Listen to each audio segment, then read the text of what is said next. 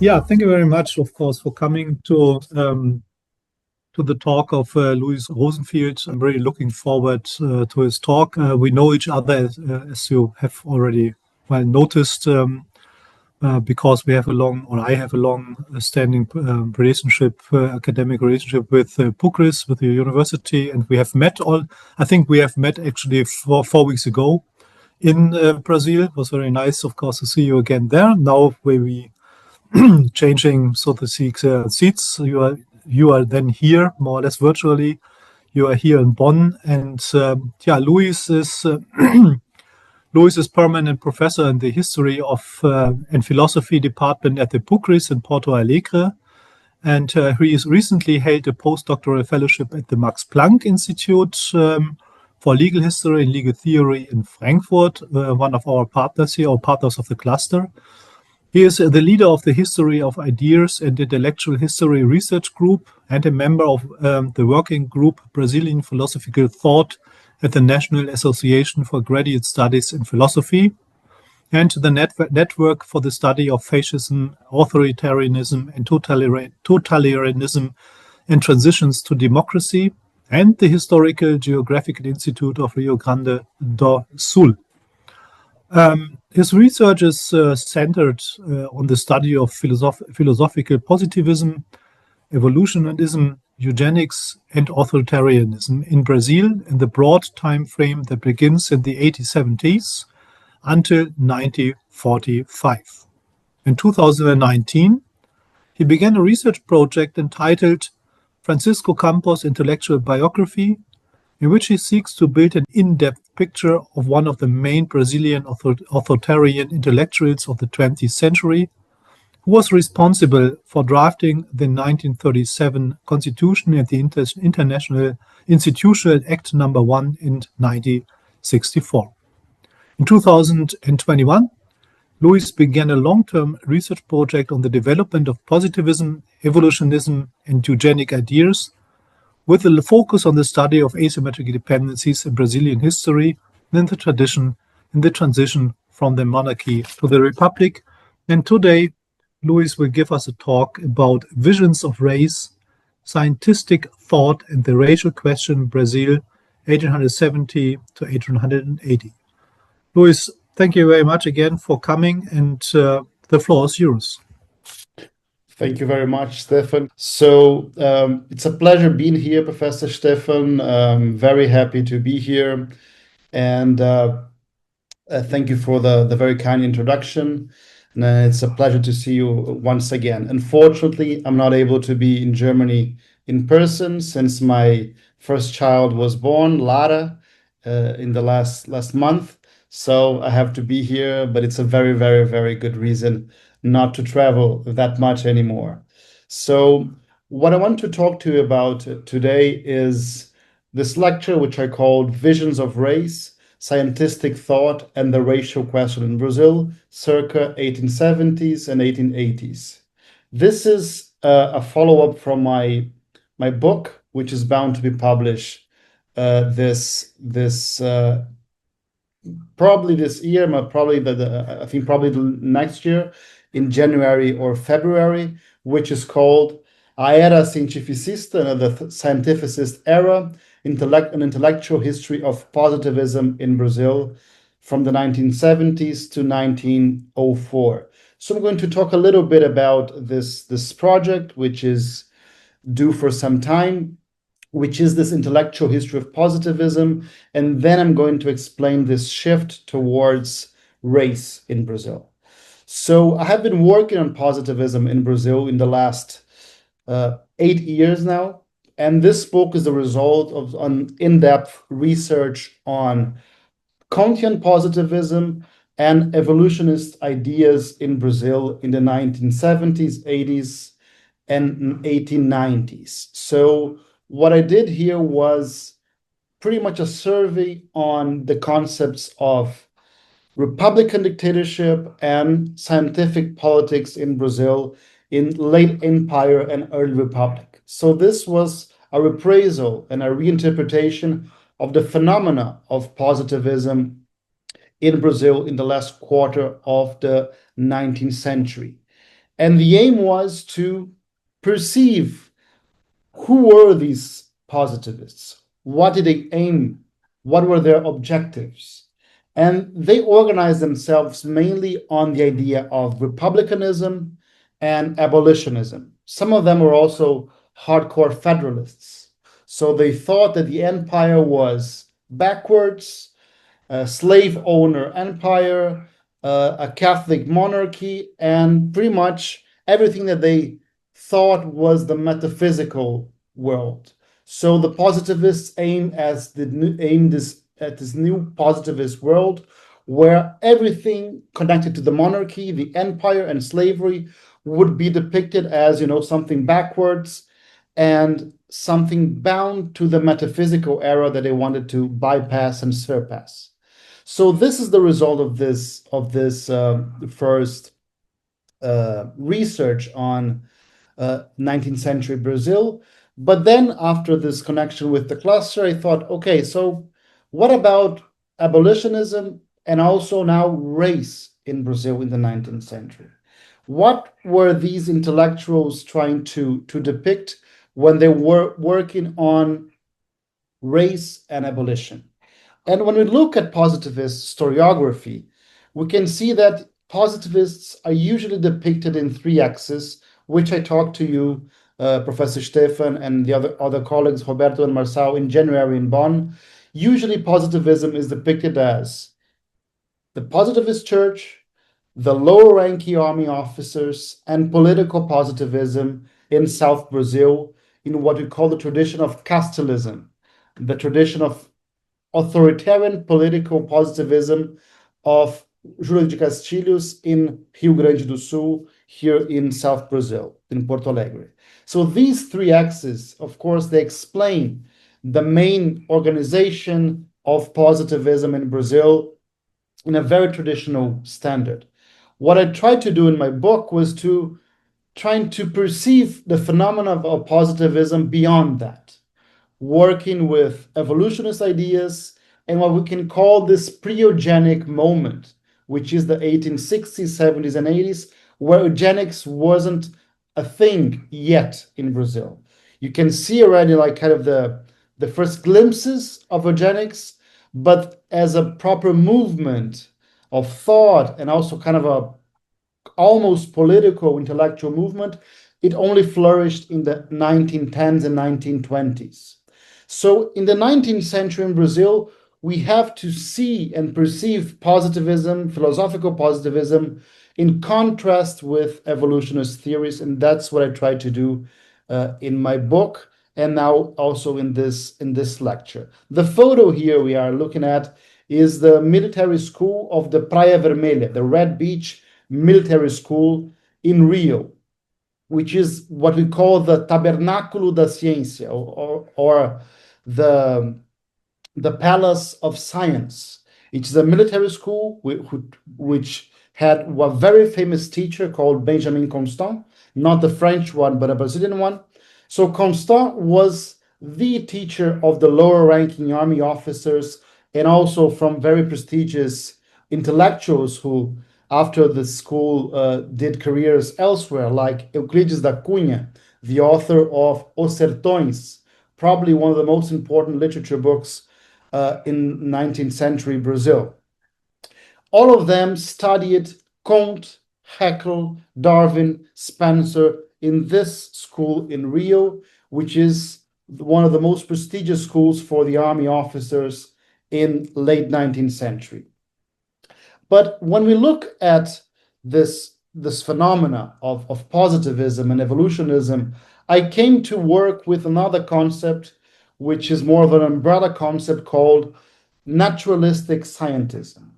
To perceive positivism is indissociate of perceiving evolutionism, and all of that can be put together in what we're going to call scientism. And here is it's a very straightforward organization of these ideas. If you talk about Comtean positivism, different trends of evolutionism, and Haeckel's monism, we're talking about a naturalistic scientism in Brazil. So all of these ideas, they come together in the minds of Brazilian intellectuals as a naturalistic scientism, which is a posture towards the world, or what we can say, a vision of reality that is a little bit naturalistic, but also bound to the new scientisms of the second half of the 19th century. So this era of scientism is an era of this conversion and symbiosis between naturalism and scientisms. So the tradition of naturalisms from late 18th century with this new development of scientificist ideas from the 19th century. That's what I call a naturalistic scientism. And when we look at those ideas, we can ask if this is too much of an European construction, Kantian positivism, evolutionism, and monism, if this is too Eurocentric. What we have to understand is that even the Brazilian intellectuals from late 19th century, such as Euclides da Cunha, they made a defense of that, claiming, look, our thought, our ways of thinking remain autonomous. We're not repeating Comte or Darwin or Spencer. We are building something else. We're building something that's ours, and it's autonomous in a way that we are reading this with full disclosure of what we agree and what we disagree. So Euclides mentioned that in a book review for a Portuguese book called Mantle Brazil, O Brasil Mental, by Sampaio Bruno, a very famous Portuguese philosopher.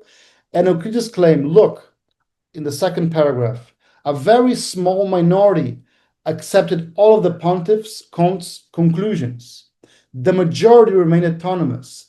It goes without saying. It is enough to state unequivocally that in our scientific inquiries, Germanic monism and English evolutionism prevail exclusively across the board. This is something published in 1898. And for me, it gives us a very proper glimpse of how mature Euclides is in terms of an intellectual approach. He says, look, we're reading Comte, we're reading Spencer, Darwin, but this is us. We're autonomous and we know what we are doing here. So this is the first introduction of what I'm going to speak about regarding now the idea of race, this visions of race and scientistic thought in Brazil. So now, first and foremost, I think the most interesting idea that I already mentioned to Professor Kahneman in Brazil is that with the positivists, we have the first more or less mature idea of reparations, of an idea of a clear idea of reconciliation. So the positivists, they repeat themselves, especially the orthodox ones, the religious ones, and they're very repetitive. They're always trying to lecture us as priests, as truly apostles. So their way of speaking is the idea of the sermon. So they are repeating themselves and trying to convince the members of the church that slavery was wrong. That's their first, more obvious conclusion. But they do that in a very anti-liberal pattern. So they believe in a scientific politics, they believe in republican dictatorship, and they praise, for example, as you can see in the image, the dictator of Haiti, Toussaint Louverture, the first of the blacks. So the book, this pamphlet, is dedicated to the holy memory of the first of the blacks, Toussaint Louverture, born in 1746, who died in 1803. So he's depicted as the promoter and martyr of the liberty of his race. And that tells a lot because, tellingly, the Haiti Revolution, a very violent one, was depicted in Brazilian memory as something as, the shadow of a black revolution that would slit our throats, the white population, at night and kill pretty much the colonizers and the members of the white race to put together a black revolution in Haiti and elsewhere. So the idea of the Haitian revolution was always depicted as, something very dangerous. And now the positivists here in the 1880s, they are depicting it as one way to go. They're depicting the Haitian revolution as not only as an alternative, but also as a road in between, of not considering a danger and not actually defending this revolution, but trying to see this revolution in the middle of the way, I can say so. So trying to put together that, look, we committed, us, the Brazilians, the Portuguese, a crime, a monstrous Western crime against civilization. So through Comte, they believe that, this monstrous crime still plagues the Brazilian homeland. And that's very interesting because it gives us another way to look at the phenomena and trying to put together that, with abolition, we would begin a new era, but we are bound by a crime. So I want to read this very small passage from Miguel Lemos, one of the leaders of Kantian positivism, which he says, quote, "We believe that it would be very useful for the cause of abolition, which today impassions all Brazilian hearts, to give greater circulation among us to the precious and profound passages in which the master of scientific philosopher and founder of the definitive religion, Comte, judged and condemned without appeal the monstrous crime that still plagues the Brazilian homeland today." And that leads us to an idea that, okay, they want abolition, the orthodox positivists. They are defending the republic, the abolition of slavery, and they also want to recognize the indigenous population's rights, the right to live peacefully. They talk about that. Well, I'm going to talk about that in the following slides. But when we look at their depiction of race, they're always depicting the idea of race not in biological terms, but in terms of emotions. So through Comte, they understand that the white race is the intelligent race, and black race is more connected to the emotions, and black race would be the emotional race and the emotional traits of miscegenation. So interbreeding, mixed marriages, mixed sexual relations would connect the intelligent race with a much more emotional pattern that they connect to African heritage. But going back to the idea of Western crime and reparations, we can see that they are applying the idea that civilization is the only way forward, but this is, of course, an elite civilization process. So it's a modernization of society up to bottom. Very Kantian in that regard, that we don't want a democracy, we want this new social hierarchy, that is, the intelligent race is, of course, the whites, but this is a non-biological way of looking at race. So this is perhaps the most impressive and interesting idea here, that race is not connected directly to biology. Of course, there is some scientificist racism, which I'll show to you in the last part of my lecture, but race is not connected necessarily to biology. It's connected to a much more cultural approach to the idea of race. So race is connected to historical connections. So we have historical nations and races. So it's a different way of applying the concept of race. And biology here is not necessarily a thing. It exists, but in a very subtle and sometimes silent way. And when he talks, Miguel Lemos, about the Western crime and reparations, he's talking about the idea that we need to repair the Western crime. And I want to read one more passage from Comte that Lemus transcribed in one of his famous pamphlets. So Comte says, it only remains for us to characterize the most difficult case of the complementary transition corresponding to the most serious of the anomalies resulting from the Western Revolution. By appreciating the positive regeneration of the American fetishists, that's how he describes the Africans.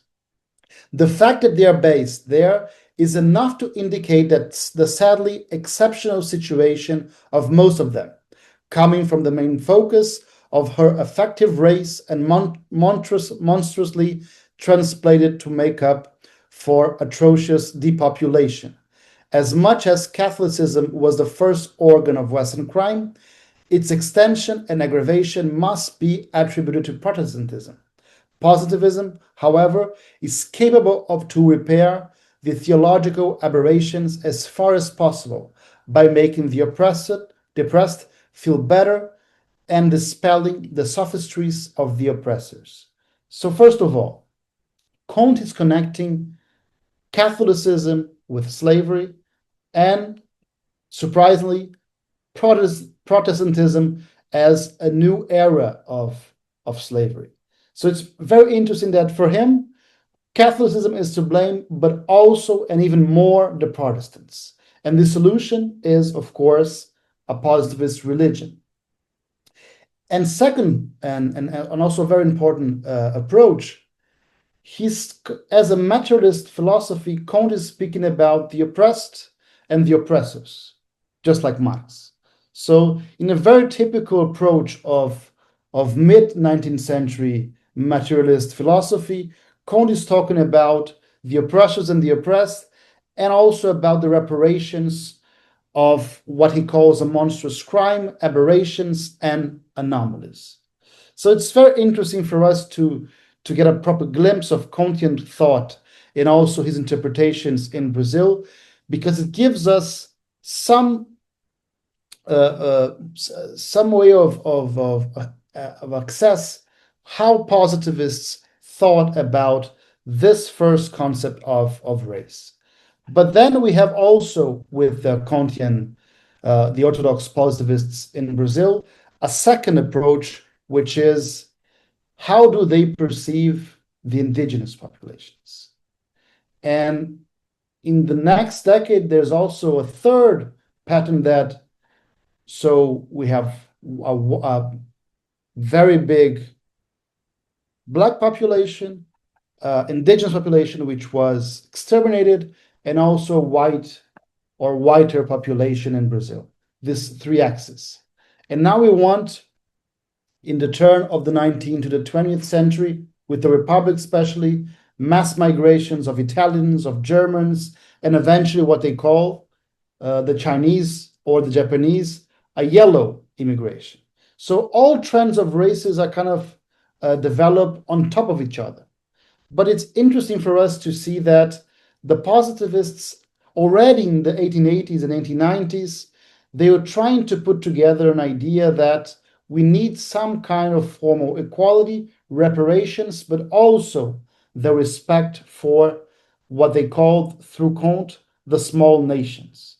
And the indigenous populations were bound to have some space in this regard with a confederation.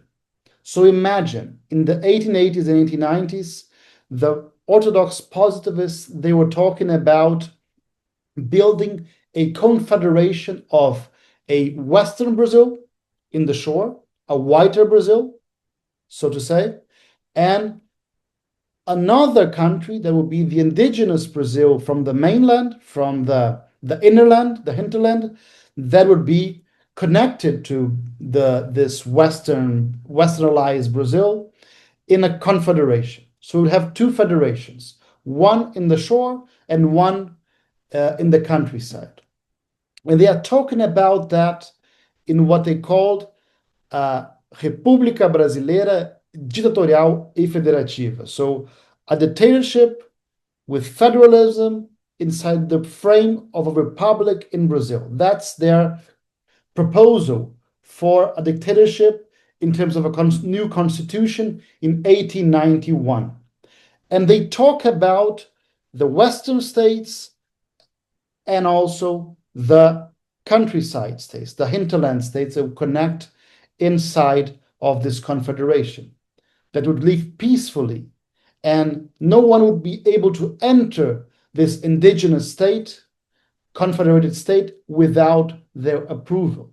So in a way, they're talking about something that's very, very similar and interestingly, not only similar, but very close to how we perceive reservations today, and the idea of an indigenous nation inside the respect of a constitutional framework that gives some autonomy to different indigenous populations throughout the country. So with positivism in Brazil, we can see, of course, different signs of racism, that's for sure. But beyond that, if you look towards Kantian positivism, it gives us some very, very exceptional examples. And perhaps the most interesting example is someone called Cândido Rondon, who was a religious positivist who went to Mass in Rio in the Positivist Church with Miguel Lemos, which I mentioned earlier, and Teixeira Mendes, the two leaders of religious positivism. He was an army marshal in the end of his life. So he was a member of the army throughout his whole career, throughout his whole life, and he was the founder of Brazilian indigenism. So in Brazil today, we have an institution called FUNAI, which protects the indigenous populations. But Rondon built the genesis of FUNAI, which is the Society for the Protection of the Indigenous Populations in the 1910s. So Rondon was all of these elements put together. He was an Orthodox positivist, he was a member of the army, he was a founder of indigenism, and he was, by his mother's side, a member of a tribe. So he was part Portuguese Spanish and part Bororo, Boy, how we want to call it, an indigenous heritage from his mother's side. So this puts together a much more complex environment, not only of rebranding Kantian positivism through Comte in Brazil, but also giving us access to different interpretations of how scientism was perceived and developed in Brazil in that period. So Rondon's life is pretty much one of the best examples of how can we actually understand positivism and race, not only in terms of Black slavery and reparations to Black slavery in the Empire and early Republic, but the treatment of the indigenous in this regard. So Rondon was pretty much respected for building the telegraph line throughout Mato Grosso, Rondônia, and the Amazon, but he was also respected by the indigenous populations and the tribes as a prince of indigenous life in Brazil, because he was part of the army in one way, but he was also considered a leadership. He also had a leadership position, a natural leadership position between different tribes throughout the Brazilian hinterlands. So it's a very, very interesting figure.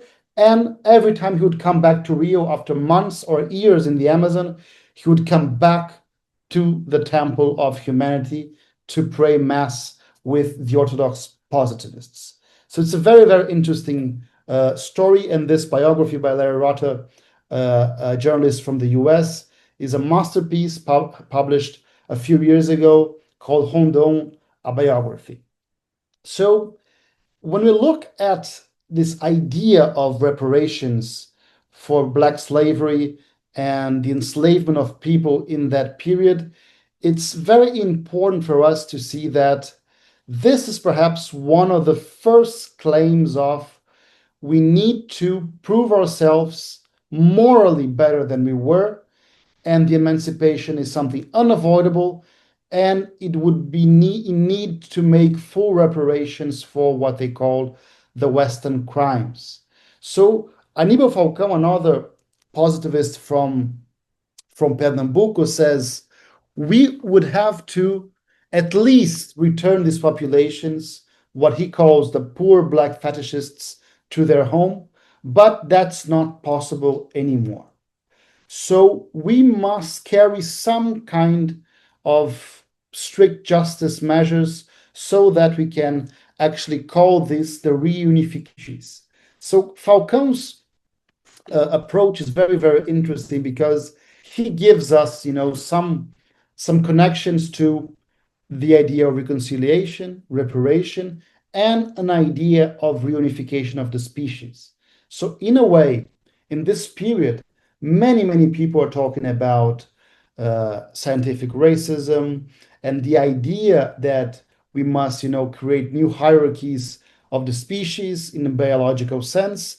And Falcão is going through the opposite way of trying to talk about a moral reunification of the species, of the human races, and recognize that in his thought there are different races, but we need some kind of reunification.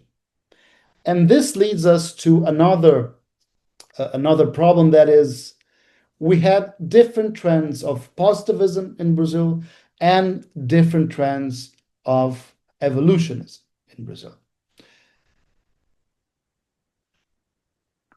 And for us to understand better this whole context, it's very important for us not to interpret the positivists in the Brazil that were bound by Comte as all of them as, good guys or the good abolitionists. That's not the case. There is lots of racism in between the lines, and also in a very explicit manner.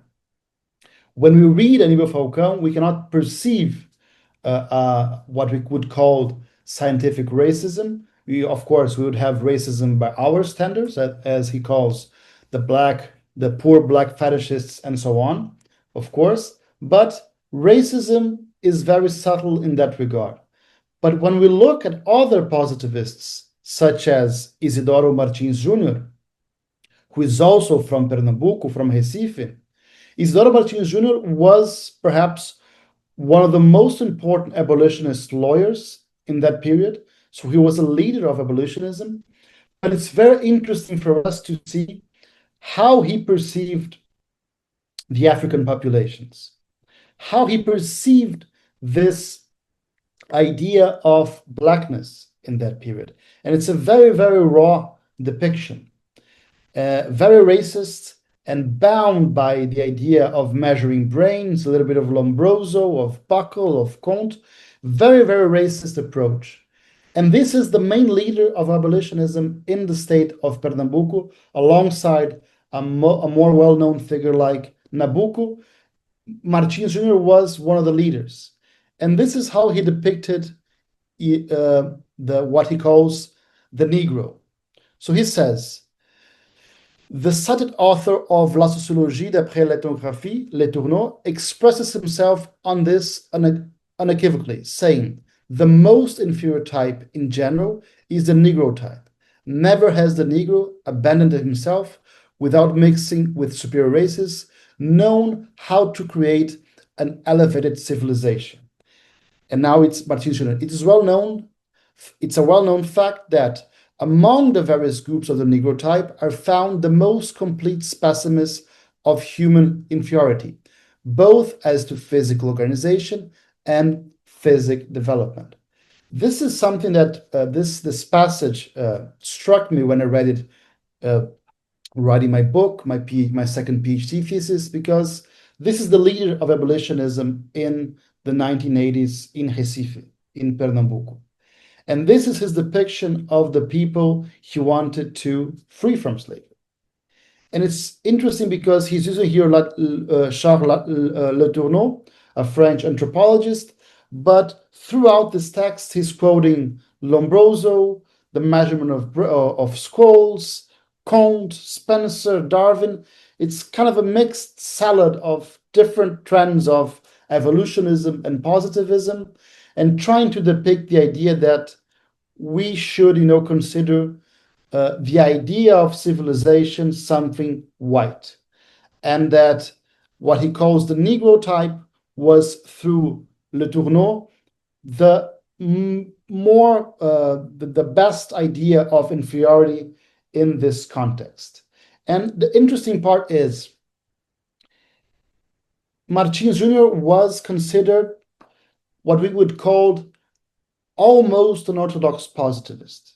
He was not a member of the church, but his posture was almost religious. We could call him an orthodox positivist of a non-apostolic nature. So he was not a member of the church, but his posture towards society and social political reality was almost orthodox. And you can see here in this photo 3 of his books, which are mainly poetry. And one of these books is called Scientific Poetry, a Poesia Científica. The other one, Retalhos and Visions of Today, they're both poetry and political essay put together in a very, very scientificist manner. So he was at least what we can say, this idea of he was a scientificist naturalist. So he was bound by naturalistic scientism. And this gives us another idea of how positivism could be put together in a very racist way. And positivism was also used in that period as a way of pretty much maintaining social hierarchy. We have now a third example, Pereira Barreto, who was not an abolitionist.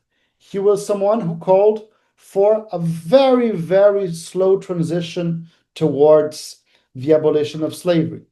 For him, if slavery would be abolished in 10, 20, 30, 40 years or more, there was no problem, because Comte was a defender of the conservation of humanity through moderation and through gradual evolution and progress of human society.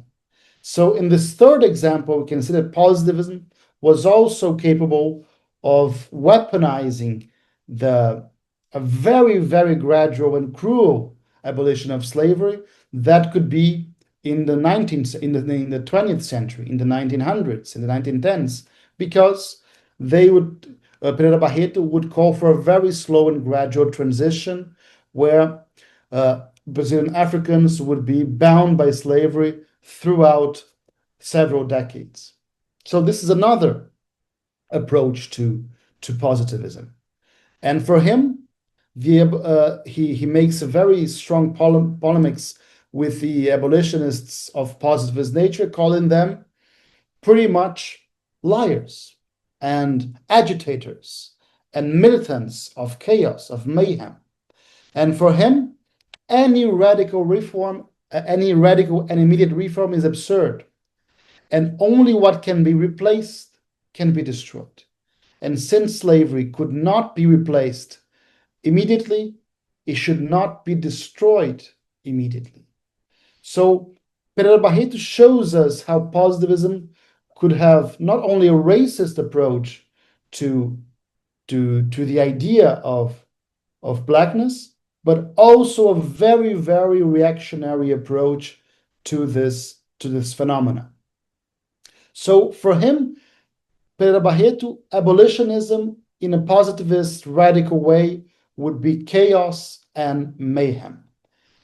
And now for me to conclude this lecture, what I want to delve deeper in the following months and years is that this is only what we can call the more straightforward positivist approaches. We have 3 of them. The orthodox one, the one by Isidoro Martins Jr., which is almost orthodox, and one in a very reactionary manner by Pereira Barreto. We have mainly 3 examples of 3 or 4 intellectuals, on how positivism dealt with the idea of race. But if we put that in contrast with several evolutionist ideas, like Silvio Romero, we can see that this, what we can call this pre-eugenic moment, is much richer than it's usually depicted in historiography, in the general literature on this subject. Because, for example, Silvio Romero was, for a big part of his life, an evolutionist. He considered that miscegenation was a very important part of this country, but that miscegenation would lead to whiteness. He believed that the mixing of race, the miscegenation of Brazilian society, was something that was a fact of reality. He did not resent that specifically, but he thought that, look, this is a given, but luckily miscegenation will lead to the whiteness of society. So in a period of where genetics wasn't a thing yet, he believed exactly the opposite, that the white genes would prevail over what we call black genes in a very vulgar way. So he believed that society in Brazil would recover from this period of degeneration and would regenerate in a wider manner. This is only very, very, very a shallow appreciation of Romero's work, which is very, very, we have to deal with several books and essays and some contradictory works on the idea of race and genetics and biological evolution. But that gives us, this idea that we have to rebuild this entangled net of scientisms, positivisms, and evolutionisms for us to grasp how these representations and what we can call these visions of race built this idea that in the 1910s and 20s would go deeper into a proper eugenic movement. So prior to this eugenic movement, we have a very important a scenario, an atmosphere of naturalistic scientisms that we have to do further research for us to grasp, how race was perceived in such different manners with so many different angles and matrices. So thank you for your attention. This is my lecture. Thank you.